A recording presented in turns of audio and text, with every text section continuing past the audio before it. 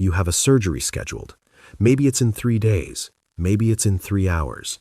And somewhere beneath the paperwork and the hospital bracelet and the forced calm you're performing for your family, there is a question you haven't said out loud yet. What is actually going to happen to me in there?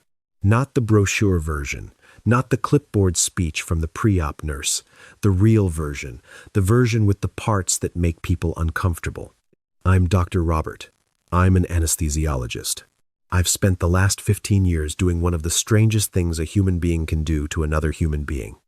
I chemically dismantle your consciousness, keep your body alive while surgeons work inside it, and then I put you back together again. I've done this thousands of times, and today I'm going to walk you through exactly what happens, not to frighten you, but because you came here looking for the truth. So here it is. Let's start with the question you're too scared to type into Google. Can you wake up during surgery? Can you be conscious, aware, present, trapped while someone is cutting into you? Yes. It's called intraoperative awareness. And it is exactly as disturbing as it sounds. But here's the number you need to hold on to. It happens in roughly 1 to 2 patients per 1,000 procedures. We're talking about 0.1 to 0.2%. Statistically, you are more likely to be struck by lightning at some point in your life than to experience awareness under anesthesia. That is not a figure I'm throwing out to dismiss the risk. It's real. When it does happen, patients describe something genuinely traumatic: the inability to move, the inability to speak, the awareness of sound and sometimes sensation, the complete loss of ability to signal that something is wrong. We have protocols specifically designed to prevent this. We use monitors that track your brain's electrical activity in real time. We dose medications with precision. But medicine is imperfect, and I believe you deserve to know that imperfection exists. Now let me take you into that room. The operating theater is cold, deliberately cold. Bacteria proliferate more slowly at lower temperatures, and a slower bacteria is a safer patient. The lights above the table are almost offensively bright. They are designed to eliminate shadow entirely because shadow in surgery is dangerous. I'm standing beside you. I've already reviewed your chart, your history, your medications, your allergies, the things that keep you up at night. I've introduced myself, and I'm about to do something that, even after thousands of cases, I still find genuinely staggering. I'm going to turn off your consciousness.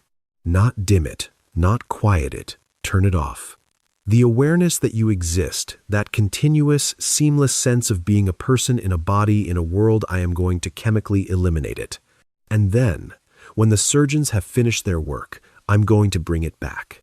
If that doesn't strike you as extraordinary, you're not thinking about it hard enough. Here's the sequence, step by step. Before we even get to induction, I typically give you what's called pre-medication. Often midazolam, a benzodiazepine, a cousin of drugs you've probably heard of. It does 2 things. First, it reduces anxiety. You'll feel calmer, more detached from the situation. Second, and this is the part patients don't always realize they're consenting to, it induces anterograde amnesia. That means your brain stops forming new memories. You may have a conversation with me. You may laugh at something one of the nurses says. You may sign additional forms. And later, when you're in recovery trying to piece together the timeline, none of it will be there, not faded absent. The recording simply stopped. Then comes induction. I ask you to breathe deeply. Pure oxygen, not room air. This is called pre-oxygenation. In about 60 seconds, you're going to stop breathing on your own, and I need your blood saturated with enough oxygen to give me a safe window to secure your airway. You breathe in. The oxygen loads into your system. Then I push propofol through your IV. Propofol is white. It genuinely looks like milk. We call it milk of amnesia, a phrase that sounds almost affectionate for something that does what it does. As it travels up your vein, it activates pain receptors. Patients often describe the sensation as fire moving up their arm. That's accurate. It's also completely harmless, no tissue damage, nothing to worry about. But you won't have time to worry about it for long. 8 to 10 seconds. That is how long it takes from injection to unconsciousness. Your eyes roll back. The tension leaves your body. Your breathing ceases, and you are gone. When I say gone, I mean it in the most literal sense available to me. For all practical purposes, you are in a state that is clinically adjacent to death. Your consciousness has been turned off, and now the work of keeping you alive falls entirely on me. Here is something that should unsettle you intellectually, even if it reassures you practically. We do not fully understand how anesthesia works. We know what it does. We can watch it happen on brain imaging. We can track the suppression of activity, the silencing of networks. But the mechanism, the actual molecular and neurological process by which these drugs extinguish consciousness remains genuinely unknown. It is one of the most fascinating unsolved problems in neuroscience. The leading hypothesis is that anesthetics disrupt communication between regions of the brain. The prefrontal cortex, which manages awareness, decision-making, and the integration of sensory information, becomes effectively disconnected from the rest of the network. Your brain doesn't go silent, it fragments. Individual regions continue firing in isolation, but the coordinated activity that produces a subjective experience, the sense of being you, in a place, at a moment in time that disappears. Nobody knows where it goes. Nobody knows if goes is even the right word. Back to you, on the table. You've stopped breathing, so I'm breathing for you. I'm using a mask and a bag valve system, manually pushing oxygen into your lungs, watching your chest rise and fall, reading your monitors, oxygen saturation, heart rate, blood pressure. All of these numbers start shifting the moment you lose consciousness. That's expected. That's why I'm watching. Now, I need to secure your airway for the duration of the procedure. I perform intubation. I open your mouth, insert a laryngoscope, a curved metal blade fitted with a light, and use it to visualize your vocal cords. Then I thread a plastic endotracheal tube down through your cords and into your trachea, your windpipe. I inflate a small cuff on the end of the tube to hold it in place. I listen to both lungs to confirm placement. And then I connect that tube to a mechanical ventilator, which will breathe for you with precision and without fatigue for the entire procedure. I also give you a neuromuscular blocking agent, rocuronium or succinylcholine, depending on the case. These drugs interrupt the signal between your nervous system and your muscles. Your brain can send all the commands it wants. Nothing responds. This does two things. It makes intubation technically easier, and it prevents reflexive movement during surgery. Even deeply unconscious patients can produce involuntary muscular reactions. When someone is inside your body with a blade, that cannot happen. So now, unconscious, paralyzed, ventilated, you are entirely dependent on the person standing next to you. That person is me, and I am not doing anything else. This is what I want people to understand about what happens during those hours. I am not charting in the corner. I am not in a side conversation with the circulating nurse. I am not glancing at my phone. I am watching you. I am monitoring your end tidal CO2, your tidal volumes, your airway pressures, your oxygen saturation, your heart rhythm, your blood pressure, your temperature, and the processed EEG signal that tells me how deep your anesthesia is. I'm listening to your breath sounds. I'm watching the color of your skin and the moisture of your mucous membranes and the dilation of your pupils. Every few minutes, I'm running through a mental checklist. Is this patient stable? Is the anesthetic depth appropriate? Is there anything I'm seeing now that I wasn't seeing 2 minutes ago? Anesthesia causes vasodilation.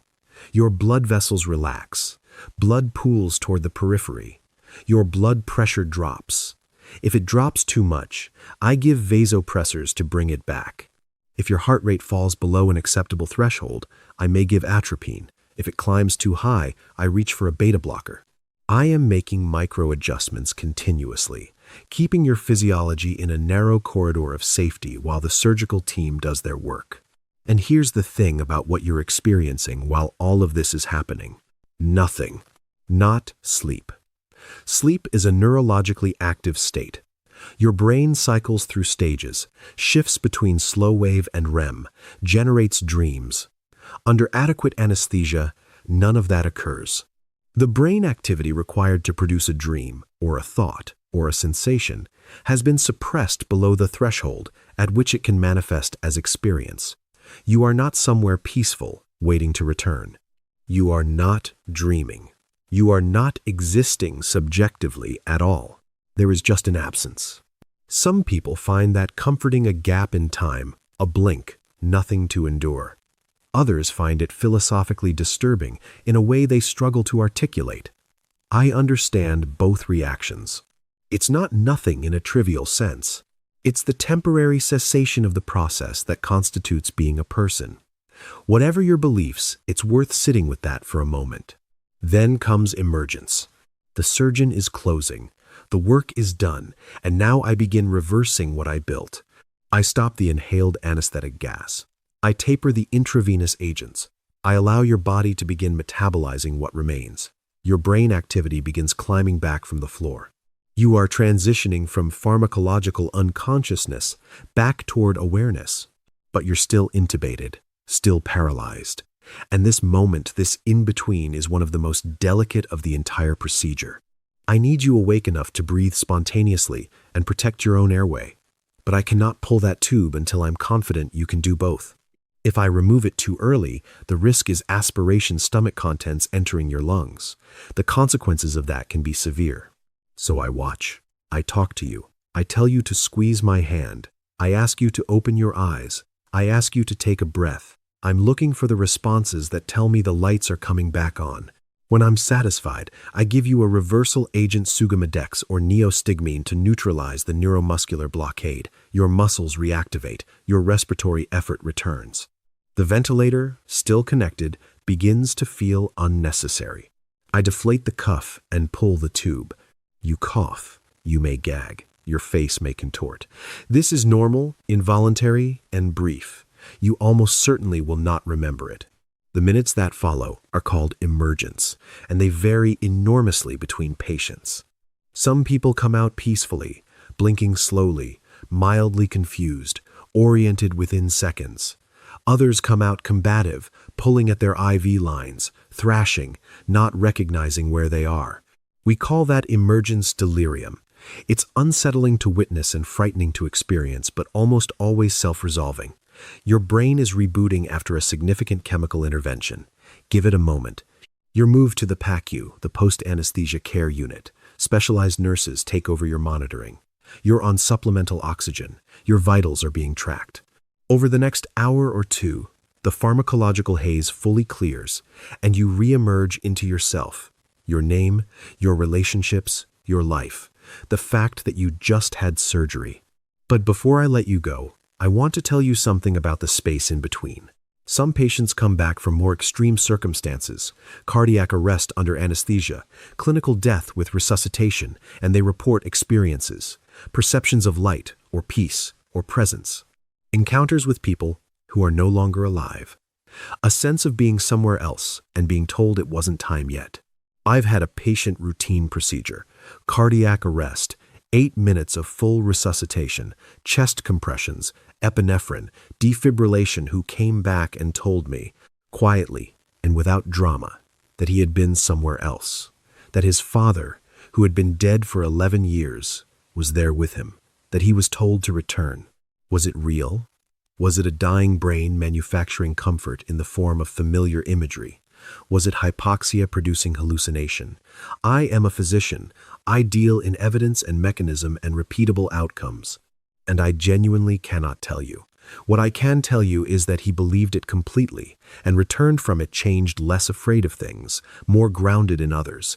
Whatever it was, it left a mark. I've had many patients over 15 years. I've seen the monitors go flat, and I've seen them come back. I've been in the room for all of it. I don't have a tidy answer for what consciousness is or where it resides or what happens to it when we turn it off.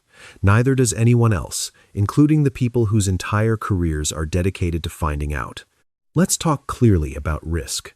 Death attributable to anesthesia in an otherwise healthy patient undergoing a routine procedure is extraordinarily rare, in the range of 1 per 200,000 to 1 per 300,000 cases. To put that in perspective, the drive to the hospital carries a more statistically significant mortality risk than the anesthesia itself. That said, risk escalates with comorbidities: significant cardiac disease, pulmonary disease, advanced age, obesity, poorly controlled diabetes. These things matter. We assess them carefully. We adjust our technique accordingly. Short of death, complications are more common: allergic reactions ranging from mild to anaphylactic, hemodynamic instability, postoperative nausea and vomiting, sore throat from intubation, cognitive changes in elderly patients that can persist for days or weeks, and the rare but real occurrence of awareness. We are prepared for all of it. That preparation is not theoretical, it is rehearsed, drilled, embedded in protocol. I've been doing this for 15 years, thousands of patients, and the weight of it has never left. Every time I induce someone, I am accepting responsibility for a life. Not partial responsibility, full responsibility. If I'm inattentive at the wrong moment, you die. If I miss a warning sign, you suffer a preventable complication. The stakes in that room are absolute. People ask me if I'm ever afraid, if I ever doubt what I'm doing. Honestly, yes. Not in a way that compromises my performance, in a way that sharpens it. The day I walk into an operating room and feel nothing, no weight, no awareness of what's at stake is the day I should not be there. A healthy respect for what we are doing is what keeps patients safe. It's not a weakness, it's the mechanism. So here's what I want you to carry into that room with you. The person standing next to you has spent years preparing for everything that can go wrong. They are not distracted. They are not indifferent. They are watching you with complete focus from the moment you close your eyes until the moment you open them again. You are not a number or a time slot or a case. You are someone's reason to be careful. Yes, we are going to turn off your consciousness. Yes, we are going to paralyze your body and breathe for you and hold your life in the balance while a surgeon does something extraordinary inside you. And then we're going to bring you back. We've done it before. We're going to do it again, and we take that responsibility seriously in a way that doesn't fade with repetition, because repetition never makes a life feel routine. If you're going into surgery soon, ask your anesthesiologist your questions. Tell them what scares you. Tell them what you need to feel safe. That conversation matters to us. Your trust is not something we take as given. It's something we earn every single time.